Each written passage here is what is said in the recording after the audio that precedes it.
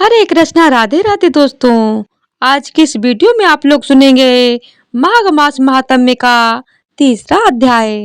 पद्म पुराण में माघ मास के महात्म्य का वर्णन करते हुए कहा गया है कि पूजा करने से भी भगवान श्री हरि को उतनी प्रसन्नता नहीं होती जितनी कि माघ महीने में स्नान मात्र से होती है। इसीलिए सभी पापों से मुक्ति और भगवान वासुदेव की प्रीति प्राप्त करने के लिए प्रत्येक मनुष्य को माघ स्नान करना चाहिए। माघ मास में पूर्णिमा को जो व्यक्ति ब्रह्म वैवर्त पुराण का दान करता है उसे ब्रह्मलोक की प्राप्ति होती है। यहाँ ध्यान देने योग्य बात यह है कि माघ में ब्रह्म वैवर्त पुराण की कथा सुननी चाहिए। यह संभव न हो सके तो माघ मास का महात्म्य अवश्य सुने। अतः इस मास में स्नान, दान, उपवास और भगवान माधव की पूजा अत्यंत फलदायी होती है। माघ मास की अमावस्या को प्रयागराज में स्नान करने से अनंत पुण्य प्राप्त होते हैं। वह सब पापों से मुक्त होकर स्वर्ग में जाता है। आइए सुनते हैं माघ मास महात्म्य का तीसरा अध्याय।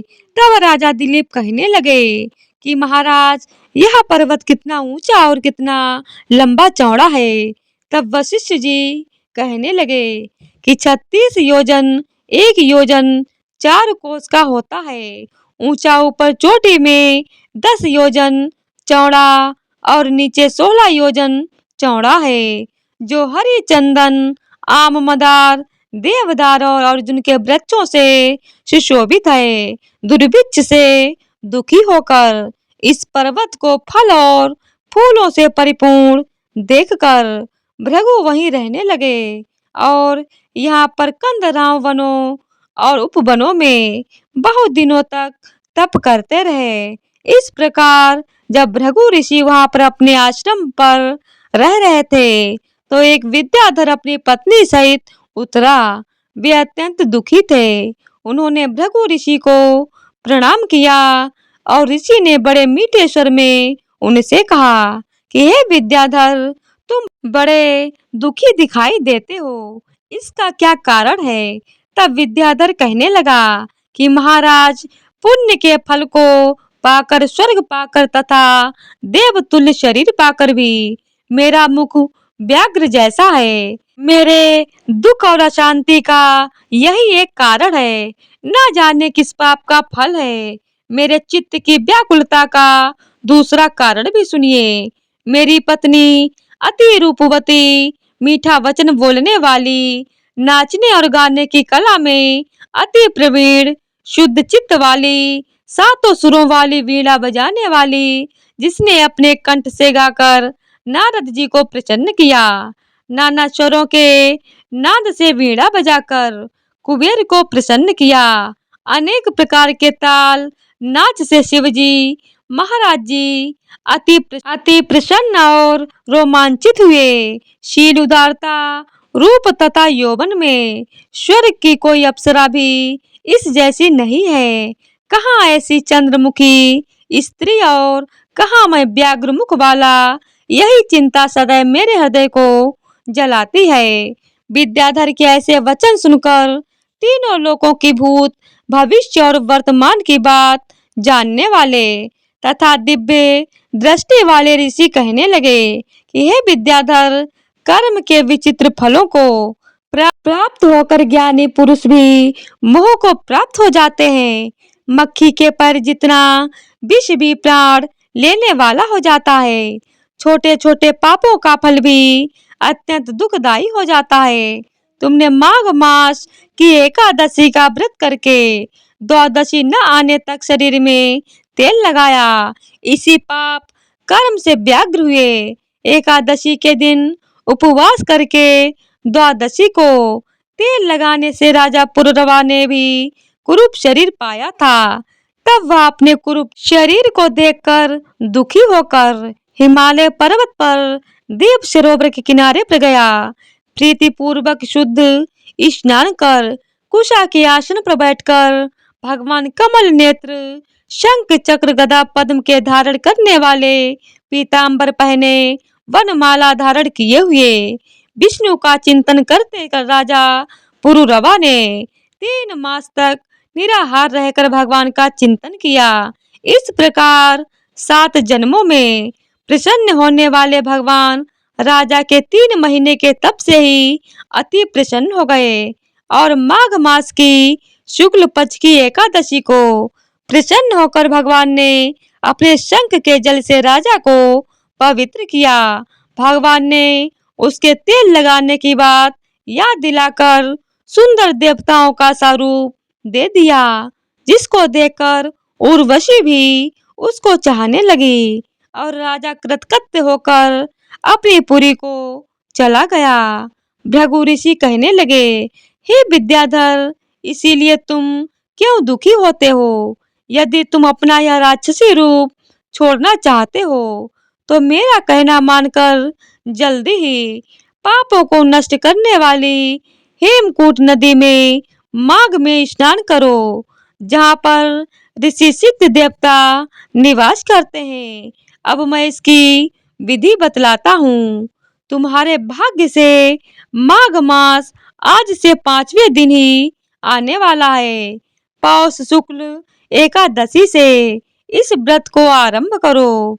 भूमि पर सोना, जितेंद्रिय रहकर दिन में 3 समय स्नान करके महीना भर निराहार रहो। सब भोगों को त्याग कर तीनों समय भगवान विष्णु का पूजन करो। जब तुम द्वादशी को शिव जी स्तोत्र और मंत्रों से पूजन करोगे तो तुम्हारा मुख देखकर सभी चकित हो जाएंगे और तुम अपनी पत्नी के साथ सुखपूर्वक क्रीड़ा करोगे। माघ मास के प्रभाव को जानकर सदा माघ में स्नान करो।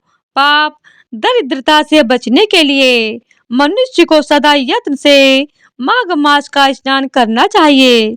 स्नान करने वाला इस लोक तथा परलोक में सदा सुख पाता है। वशिष्ठ जी कहते हैं कि हे दिलीप, भृगु जी के यह वचन सुनकर वह विद्याधर अपनी स्त्री सहित उसी स्थान पर पर्वत के झरने में माघ का स्नान करता रहा और उसके प्रभाव से उसका मुख देव सदृश हो गया और वह मणिग्रीव पर्वत पर आनंद से रहने लगे। भृगु जी भी नियम की समाप्ति कर शिष्यों सहित इवा नदी के तट पर आ गए। तो इसी तरह से माघ मास महात्म्य का 3रा अध्याय पूर्ण हुआ। तो प्रेम से बोलिए लक्ष्मीपति नारायण की जय हो। अब आइए सुनते हैं माघ मास में सुनी जाने वाली पौराणिक कथा। प्राचीन काल में नर्मदा तट पर शुभव्रत नामक ब्राह्मण निवास किया करता था। वे सभी वेद शास्त्रों के अच्छे ज्ञाता थे, किंतु उनका स्वभाव धन संग्रह करने का अधिक था। उन्होंने धन तो बहुत एकत्रित किया। वृद्धावस्था के दौरान उन्हें अनेक रोगों ने घेर लिया। तब उन्हें ज्ञान हुआ कि मैंने पूरा जीवन धन कमाने में लगा दिया, अब परलोक सुधारना चाहिए। वह परलोक सुधारने के लिए चिंतातुर हो गए। अचानक उन्हें एक श्लोक याद आया जिसमें माघ मास के स्नान की विशेषता बताई गई थी।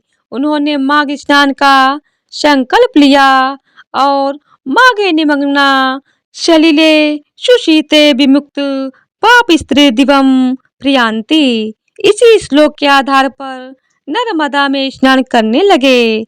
9 दिनों तक प्रातः नर्मदा में स्नान किया और 10वें दिन स्नान के बाद उन्होंने अपना शरीर त्याग दिया। शिवव्रत ने जीवन भर कोई अच्छा कार्य नहीं किया, लेकिन माघ मास में स्नान करके पश्चाताप करने से उनका मन निर्मल हो गया। माघ मास के स्नान करने से उन्हें स्वर्ग की प्राप्ति हुई। तो प्रेम से बोलिए जय श्री हरि विष्णु। अब आइए सुनते हैं सभी दुख दर्दों को दूर करने वाला विष्णु चालीसा। विष्णु सुनिए विनय, सेवक की चितलाए, कीरत कछु वर्णन करूं, दीजे ज्ञान बताए। नमो विष्णु भगवान खरारी, कष्ट नचावन अखिल बिहारी। प्रबल जगत में शक्ति तुम्हारी, त्रिभुवन फैल रही उजियारी। सुंदर रूप मनोहर सूरत, सरल स्वभाव मोहिनी मूरत। तन पर पीताम्बर अति शोभत, बैजंती माला मनमोहत। शंख चक्र कर गदा विराजे, देखत दैत्य असुर दल भाजे। सत्य धर्म मद लोभ न गाजे, काम क्रोध मद लोभ न छाजे। संत भक्त सज्जन मन रंजन, धनुज असुर दुष्टन दल गंजन। सुख उपजाए कष्ट सब भंजन, दोष मिटाए करत जन सज्जन। पाप काट भव सिंधु तारण, कष्ट नाश कर भक्त उबारण। करत अनेक रूप प्रभु धारण, केवल आप भक्ति के कारण। धरनी धेनु बन तुम्हें पुकारा, तब तुम रूप राम का धारा। भार उतार असुर दल मारा, रावण आंतरिक को संघारा। आप बराह रूप बनाया, हर राक्ष को मार गिराया। धर्म मत्स्य तनु सिंधु बनाया, 14 रत्नन को निकलाया। अमिलख असुरन द्वंद्व मचाया, रूप मोहिनी आप दिखाया। देवन को अमृत पान कराया, असुरन को छवि से बहलाया। कूर्म रूप धर सिंधु मझाया, मंद्रांचल गिरी तुरंत उठाया। शंकर का तुम फंद छुड़ाया, भस्मासुर को रूप दिखाया। वेदन को जब असुर डुबाया, कर प्रबंध उन्हें ढूंढवाया। मोहित बनकर खलही नचाया, उसही कर से भस्म कराया। असुर जलंधर अति बलदाई, शंकर से उनकी न लड़ाई। हार पार शिव शकल बनाई, कीन सती से छल खल जाई। सुमिरन कीन तुम्हें शिवरानी, बतलाई सब विपत कहानी। तब तुम बने मुनीश्वर गानी, वृंदा की सब सूरत भुलानी। देखत तीन धनुष शैतानी, वृंदा आए तुम्हें लपटानी। हो स्पर्श धर्म क्षतिमानी, हना सुरूर शिव शैतानी। तुमने ध्रुव प्रहलाद उबारे, हिरणाकुश आदिक खल मारे। कड़िका और अजामिल तारे, बहुत भक्त भव सिंधु तारे। हरऊ सकल संताप हमारे, कृपा करऊ हरि सरिजन धारे। देखो मैं निज दरस तुम्हारे, दीन बंधु भक्तन हितकारे। चाहत आपका सेवक दर्शन, करहु दया अपनी मधुसूदन। जानू नहीं योग्य जप पूजन, हो यज्ञ स्तुति अनुमोदन। शील दया संतोष सुलक्षण, विदित नहीं व्रत बोध विलक्षण। करहु आपका किस विधि पूजन, कुमति विलोक होत दुख भीषण। करहु प्रणाम कौन विविधि सुमिरन, कौन भांति मैं करहु समर्पण। सुर मुनि करत सदा सेवकाई, हर्षित रहत परम गति पाई। दीन दुखिन पर सदा सहाई, निज जन जान लेवो अपनाई। पाप दोष संताप नचाओ, भव बंधन से मुक्त कराओ। सुख संपत्ति दे सुख उपजाओ, निज चरणन का दास बनाओ। निगम सदा ये विनय सुनावे, पढ़े सुने सो जन सुख पावे। तो प्रेम से बोलिए विष्णु भगवान की जय हो। तो आज की वीडियो अगर आप लोगों को पसंद आई हो तो वीडियो को लाइक शेयर और चैनल को सब्सक्राइब कर दीजिएगा। धन्यवाद।